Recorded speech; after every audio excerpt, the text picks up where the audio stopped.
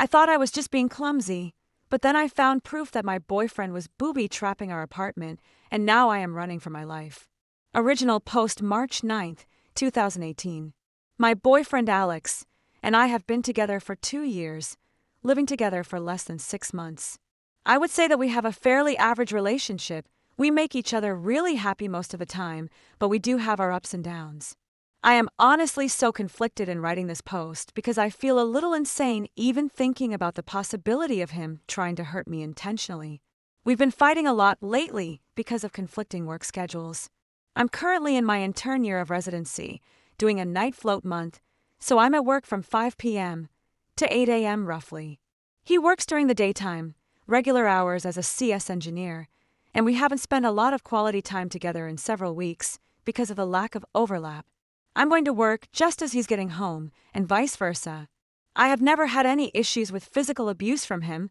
He has raised his voice at me on more than one occasion, but he's always apologized, and it's been during very stressful times in our lives. His dad passed away last year. Our dog was killed in an accident on the street shortly thereafter. Recently, though, things have been happening in our apartment that makes me feel a little crazy. I've been getting hurt a lot, and Alex keeps reprimanding me that I need to be more careful and not be so clumsy. But honestly, it feels like it's not me, but that things are being done, moved, placed. And about 3 days ago, I came home from work and was preparing something to eat in the kitchen, right after he left for work, and I was getting ready to sleep. I opened up one of our kitchen cupboards, and the heavy door flew off one of the hinges and smacked me in the head. I have a huge goose egg and a giant bruise near my hairline, enough that several co-workers have asked me about what happened. I honestly think I had a very mild concussion from it, based on my symptoms this week. But here's the thing. As I tried to put the door back together, I couldn't find the hinge or 3 screws anywhere afterward. They should have been on the floor or the counter, and they weren't. This morning when I got home from work and I was getting ready to go to bed, I opened up Alex's underwear drawer to get a pair of socks to wear to bed.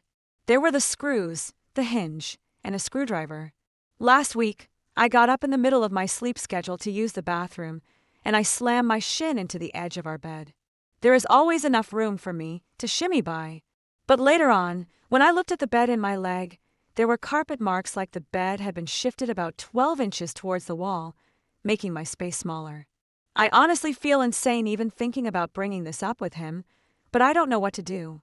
TL Ducker, I feel like my apartment is booby-trapped, and maybe my boyfriend did it on purpose to hurt me, but I feel insane bringing it up. Top comments. Comment 1. Judging in my 10 years with a narcissistic psycho, you're not crazy. Start writing these incidents down, take pictures, etc., and keep it all logged somewhere he doesn't have access. Your phone, in case it escalates. Having proof will mean a huge difference if you end up having to go to the cops. Como tú? Also, taking picture records, just for yourself, will help you maintain your sanity. Upload them to a secure, hidden cloud account your programmer BF doesn't know about. Frankly, he sounds like a fucking psycho from what you've written here. I could never forgive someone for hurting me like that. Sure, he didn't punch you, but is it really that different? He wanted a giant heavy piece of wood to fall on your face. Comment 3. There is no good reason for those hinges, yachting screws to be in his underwear drawer, nor for moving the bed.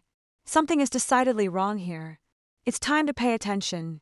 2 incidents are bad enough. You don't want to suffer another. While he's not around, take advantage. Examine those things you use often for signs like these. Find anything which confirms your suspicions. Bail on this relationship. Update March 18th, 2018, 9 days later. Hello all. I just want to start off by saying thank you to everyone who messaged me with advice and input about my last post found here. Like the title states, I suspected my boyfriend was booby-trapping our apartment for some unknown reason and gaslighting me, and I was right. 2 days after I posted, our shower head came loose and sprung off at me, smacked me in the back of head, and due to the water pressure, I needed 8 stitches to close the wound. I texted my BF about what had happened and that I needed to go into work for stitches. I'm a resident, and he was way too nonchalant. He asked if I had bumped it or anything to cause it to come off. I'd had enough at that point. I wasn't going to ask him about the things that were happening. I was just going to move out, on and on before I ended up dead. I made a plan that on Thursday, I would have a friend come over as soon as Alex left the apartment, to help me pack my things and leave.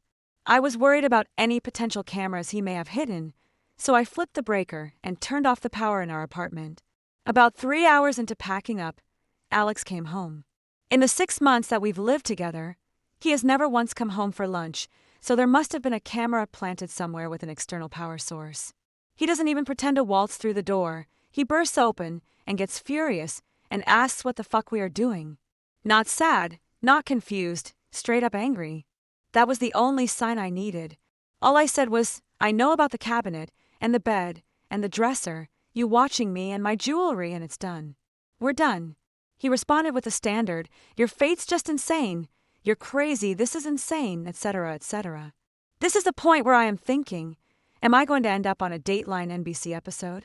I yelled to my friend in the next room that she needed to call the police to come supervise while we finished packing. Alex decided to take this moment to call the police and claim that I was insane and stealing things from our apartment. 2 uniformed officers rolled up within what seemed like only a minute and came upstairs. I explained that I was moving out and there was abuse. I wasn't interested in pressing charges, but they needed to supervise and file a report for documentation. I ended up finishing packing and then spending nearly an hour down at the police station, hashing everything out with the officer who arrived first. I took personal leave from work for the second half of last week, and tomorrow is my first day back. I'm staying with a friend right now until I move in with another resident near our hospital in about 2 weeks. Overall, I'm really relieved to be out of the situation, but I'm generally still pretty afraid of Alex and anything he might try to do in the future. Out of an abundance of caution, I took both my iPhone, iPad, and laptop to the Apple Store and had them do hard resets, arm wipes just in case he had planted anything. I'm not sure how I should be feeling right now, but I'm just going to say that for anyone out there questioning whether your situation is abusive or not, go with your gut and trust your friends and family. TL@R. My boyfriend booby-trapped our apartment and gaslit me. I moved out and I'm safe now. Now to the next story. Story 2. I thought I was just being clumsy. But then I found proof that my boyfriend was booby-trapping our apartment, and now I am running for my life.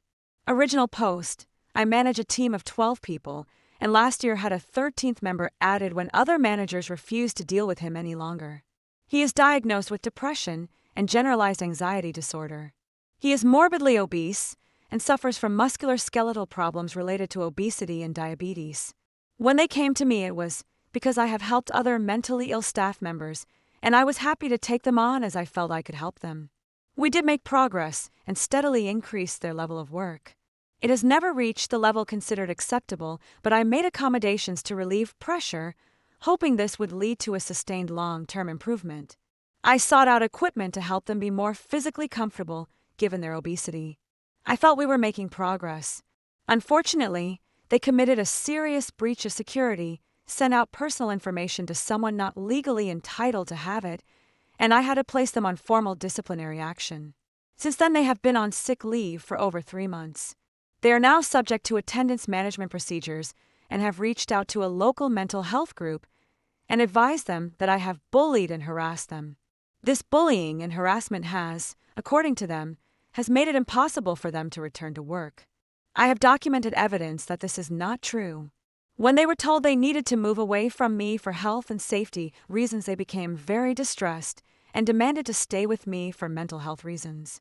I have signed documentation where they state I am supportive and they don't want the reasonable accommodations I have offered, shorter days, fewer days, longer breaks, etc. I have a meeting with them and their support workers from the mental health group, and I have no idea how to handle this. So how do I handle it? I can prove they are lying, and they have a pattern of lying to get themselves out of trouble. I have no concerns about my bosses because they are well aware that this is an utterly unfounded allegation.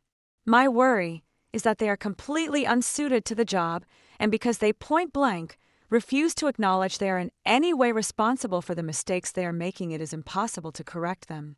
TLDR have been accused of bullying when I haven't relevant comments. When told to go to HROUP, I have spoken with our internal HR, but they are terrified that any accusations of bullying a person with mental health problems could be problematic, as it is a hot topic at present. I have referred the person for counseling internally, and they have told me repeatedly, documented, that they have taken up this service. My concern is this meeting is not an internal meeting. It is with people who specifically represent people with mental health problems, and I don't know how to respectfully say that the person is lying through their teeth without sounding like a bully. To be clear, their lies aren't malicious, and I don't believe this one is either. It is something said to solve an immediate need. So in this case, it is because they need to explain the amount of time they have had off sick, and admitting it is because of their own actions is too terrifying.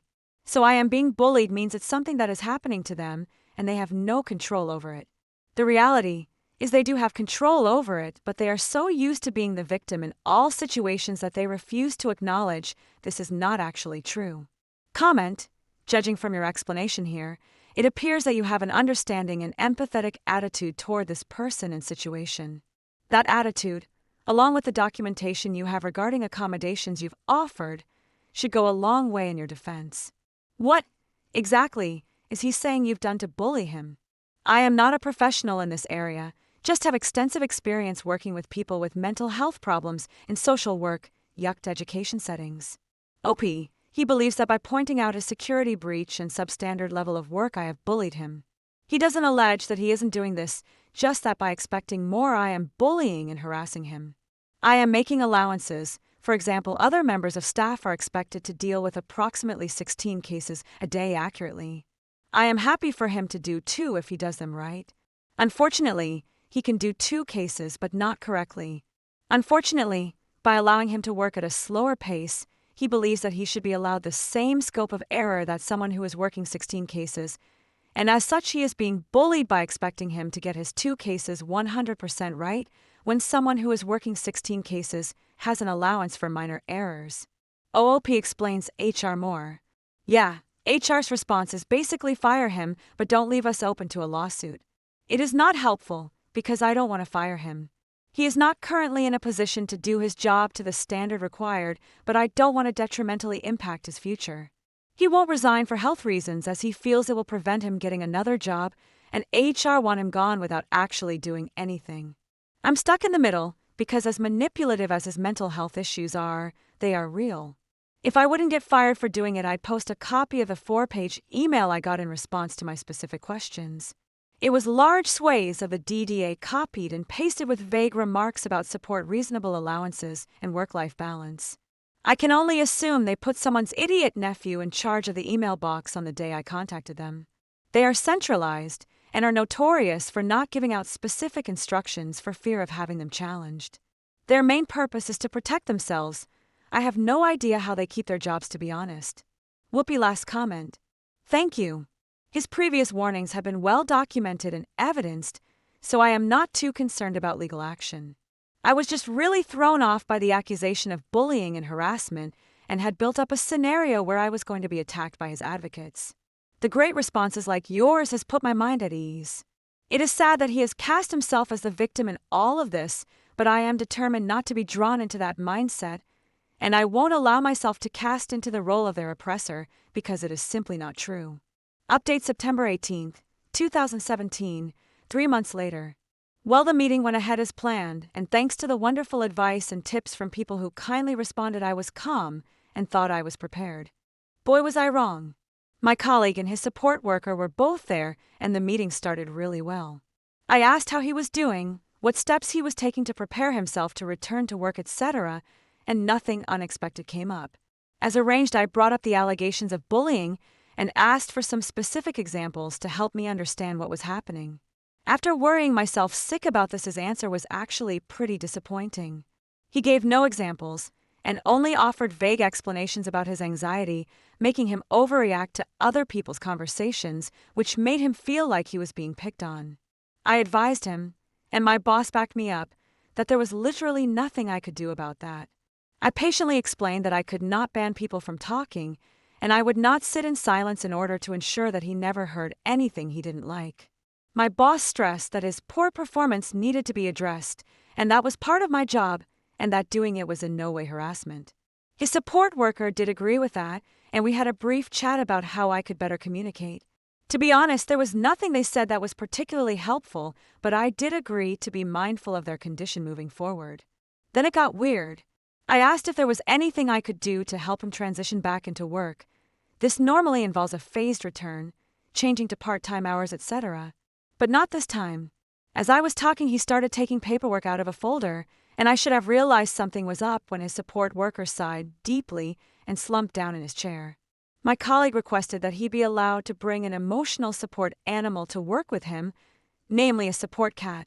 We are in the UK, and this is not the norm, so I was a bit surprised. He had not settled on a breed yet, but was torn between an Abyssinian or a Siamese. I thought pointing out some obvious difficulties with this idea might make him realize how inappropriate this would be. For example, I pointed out we have a guide dog in the building for a partially sighted colleague. His name is Rufus, and is by far the most popular person in the building, the dog not the human, and they may not get along with the cat. He responded by telling me that it was illegal to discriminate by favoring one disability over another, and if a blind person could have a guide dog, a depressed person could have a cat. I moved on from this, clearly idiotic, point, and asked how a cat would react to being placed in a pet carrier twice a day to travel to and from work. He advised me he would train the cat. My boss became very agitated at this point, demanding, "How the hell do you train a cat?" Not to be deterred, my colleague stated that in the worst-case scenario he would leave the cat at work overnight and only take him home on weekends. I asked how he intended to cope with litter tray cleaning, etc.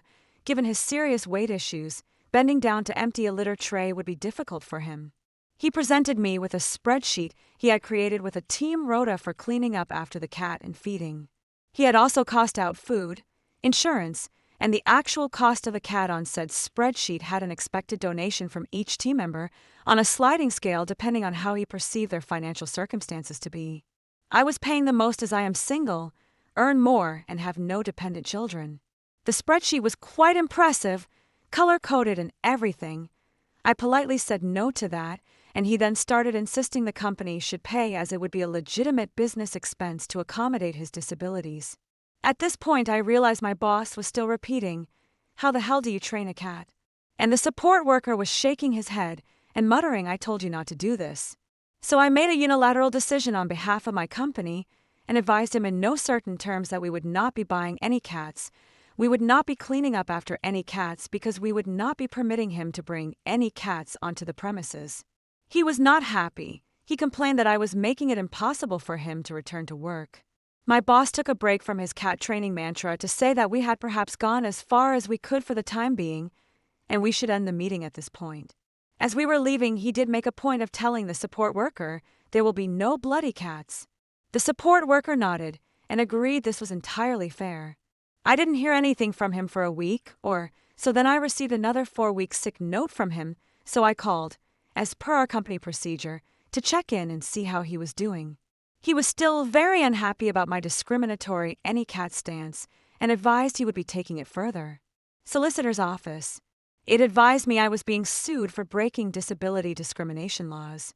The letter itself was filled with bizarre, mainly American legalese that seemed to be called from Law Order episodes. On closer examination, the letterhead had been edited to change the contact details to his home phone number and personal mobile. I'm not sure whose address he used, but it wasn't the solicitor's in question. I handed it to my boss, who had also received one, so both were forwarded to our legal department. I was advised to have no further contact with him. The legal bodies have informed me that his contract has been terminated with immediate effect. I am honestly stunned as to how it turned out. I half expected him to be terminated due to the amount of time off sick and his unwillingness to address his performance issues, but I would never have guessed it would end like this. It is both funny and sad. Thank you so much to everyone who took the time to calm my nerves before the meeting. It really did mean the world to me. TLDR, meeting started fine, took a weird turn, and went downhill from there. Thank you for watching. If you haven't subscribed yet, please do so and hit the notification bell to stay updated with more shocking real-life stories happening around you.